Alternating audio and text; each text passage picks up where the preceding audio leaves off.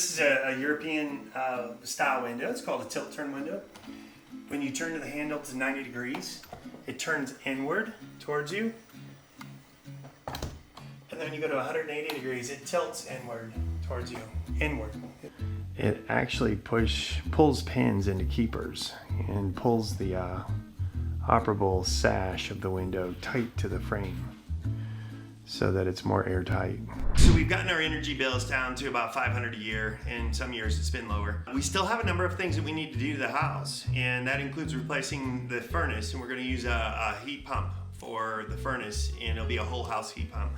To include electric resistance backup. That will kick in on the super cold days when it's below zero. We'll also replace our hot water heater. It's currently gas as well, and this is an effort to really cut the gas line eventually.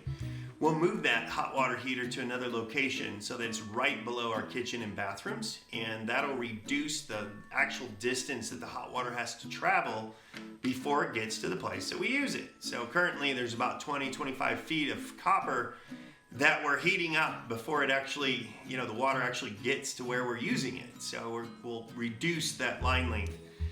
We plan to also remove the siding and add an air barrier, air-weather barrier combo, and make the house tighter from the outside, and then add additional continuous rigid mineral wool insulation to the exterior. And that's where we have siding, not where we have brick. So in addition to that, we are considering actually increasing the insulation in our 2x4 walls with cellulose, where they drill and fill, essentially drill a hole and then fill the bays between the 2x4s with additional insulation and make it more effective in those areas. And we'll do the same for our garage wall. It's between the garage and our family room.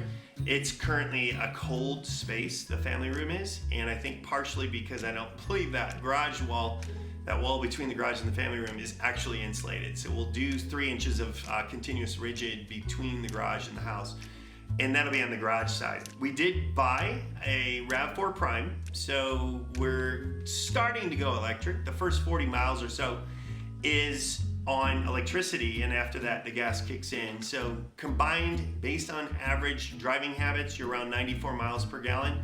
We found that the first tank was about 80 miles per gallon, and we'll see how well we do moving forward. So, and then finally, to get to zero energy, net zero at a minimum, is to add more solar to the roof. We got 3.9 kilowatts on the roof currently, and we'll get closer to 10 eventually, and that'll be down the road. We don't know when we're going to do that.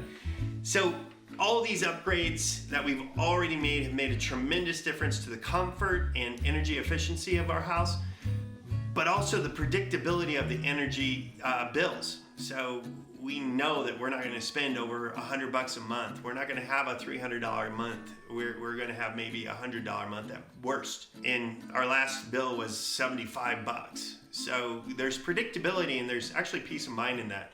And hopefully this information is helpful for all of you and in your efforts to improve the energy efficiency of your homes.